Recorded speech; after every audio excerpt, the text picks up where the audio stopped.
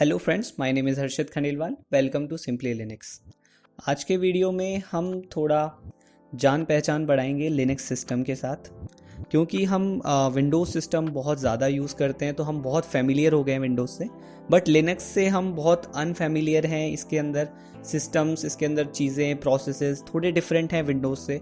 तो हम थोड़ा इसको जानेंगे, इसको पहचानेंगे। तो विदाउट वेटिंग मच, आइए स्टार्ट करते हैं। बिफोर स्टार्टिंग गाइज, अगर आपको लगता है कि मेरे एफर्ट्स वर्थ इट हैं और वो किसी भी तरह से आपकी हेल्प कर रहे हैं, then please like and subscribe my videos. Believe me, it motivates me a lot. So let's get started. तो गाइज, काफ़ी लोगों को आपने कहते हुए सुना होगा कि लिनक्स जो सिस्टम है उसके अंदर आपको सब कुछ कमांड लाइन के ऊपर करना पड़ता है और उसमें ग्राफिकल यूज़र इंटरफेस नहीं होता। बट जैसा कि आप देख सकते हो, यहाँ पे ग्राफिकल यूज़र इंटरफेस है। पर अब हमें कमांड लाइन सीखने की ज़रूरत क्यों है, ये आपके मन में सवाल आ सकता है। तो सबसे गाइस इम्पॉर्टेंट बात ये है कि कमांड लाइन हमें इसलिए सीखना है, जस्ट हमें ये लैपटॉप यूज़ करने के लिए कमांड लाइन नहीं सीखना है। हम बहुत इजीली, हमारा आप देख सकते हो कि इसके अंदर भी फाइल मैनेजर है, मैं आराम से ग्राफिकल यूज़र इंटरफेस मेरे पास है।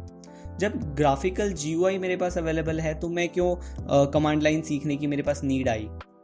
तो गाइस, हमें ये समझना पड़ेगा कि देखो, कमांड लाइन आपको अपने कंप्यूटर को यूज़ करने के लिए नहीं सीखना है। ये तो मैं इसमें ग्राफिकल यूज़र GUI से भी कर सकता हूँ। बट क्या होता है, कई बार जब आप जब आप इंजीनियर हो अगर, और आपको कोई भी सर्वर एक्सेस करना है अपने कंप्यूटर से, तो आप उसको कैसे एक्सेस करोगे? आप उसको टर्मिनल से एक्सेस करोगे।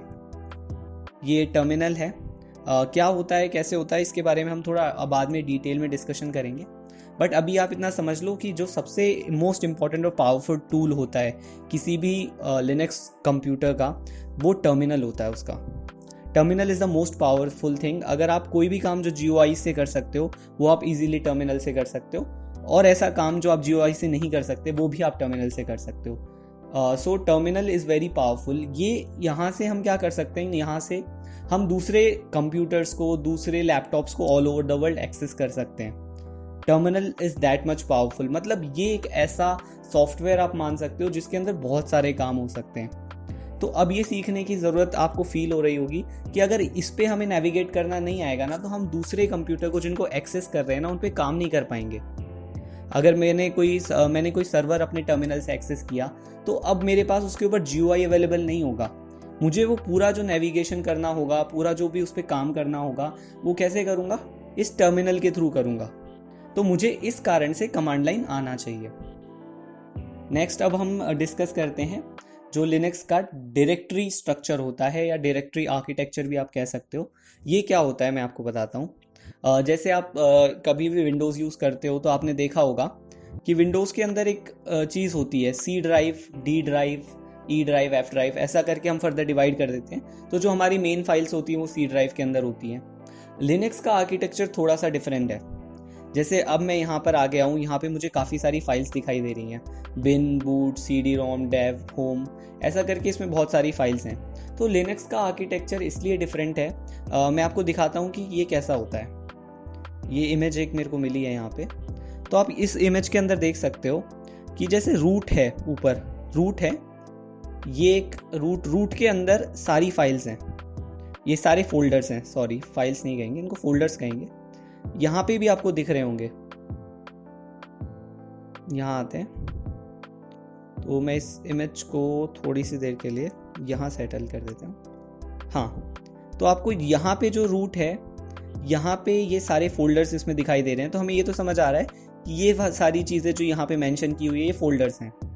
तो लिनक्स का आर्किटेक्चर बहुत सिंपल है। ज़्यादा हमें डायरेक्टरी आर्किटेक्चर में हमें कंफ्यूज होने की बिल्कुल ज़रूरत नहीं है। हमें केवल इतना समझना है कि लिनक्स को आप ऐसा समझ लो कि एक डायरेक्टरी की तरह होता है, एक फोल्डर की तरह होता है। उस फोल्डर के अंदर सारे और अदर फोल्डर्स होते हैं। तो जो हमारा होम फोल्डर है, होम फोल्डर को मैंने ओपन किया, यहाँ पे हर्षित नाम से एक बना हुआ है।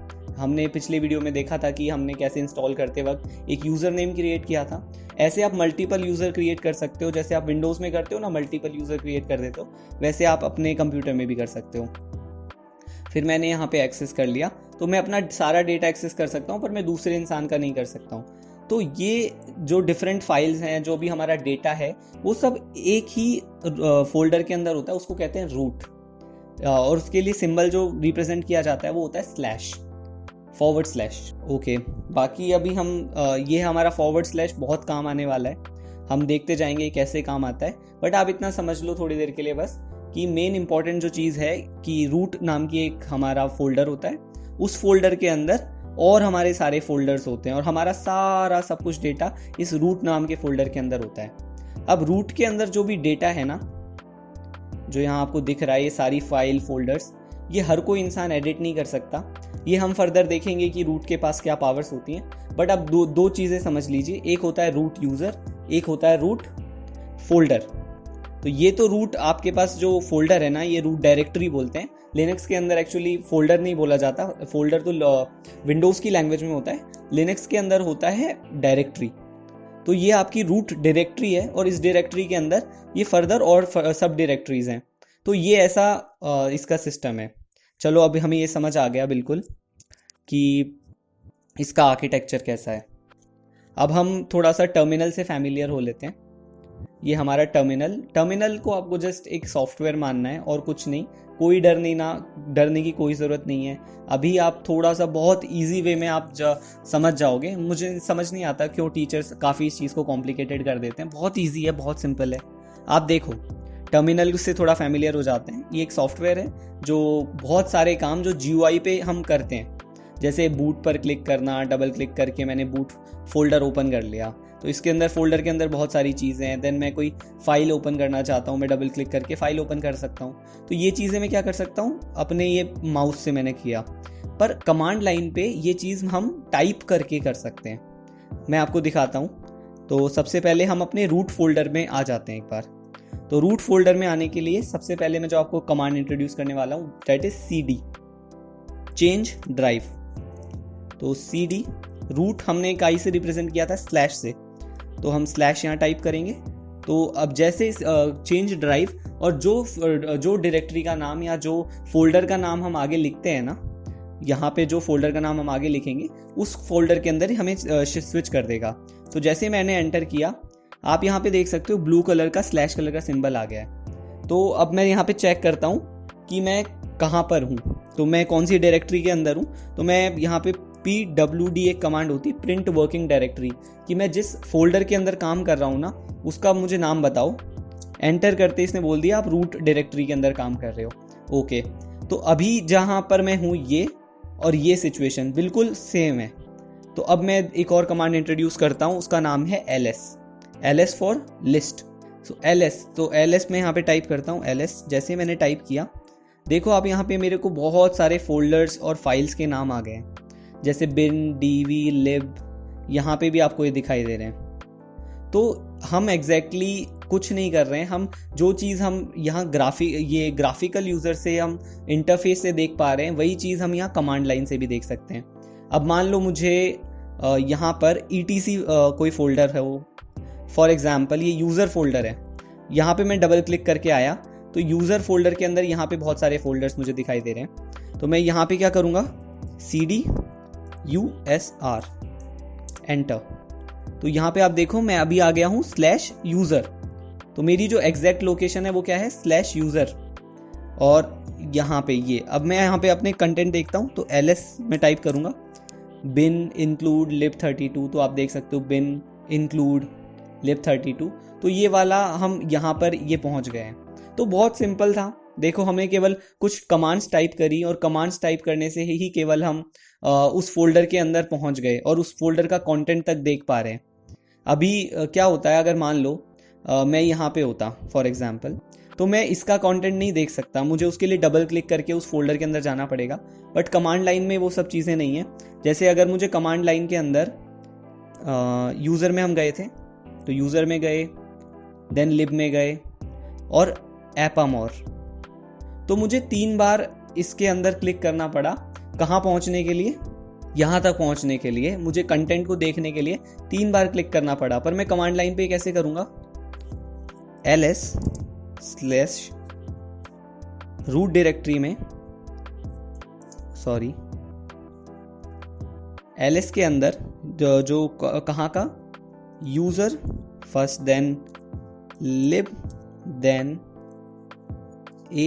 PPARMO,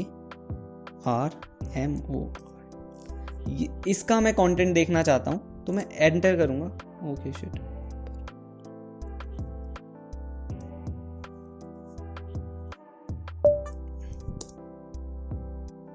okay.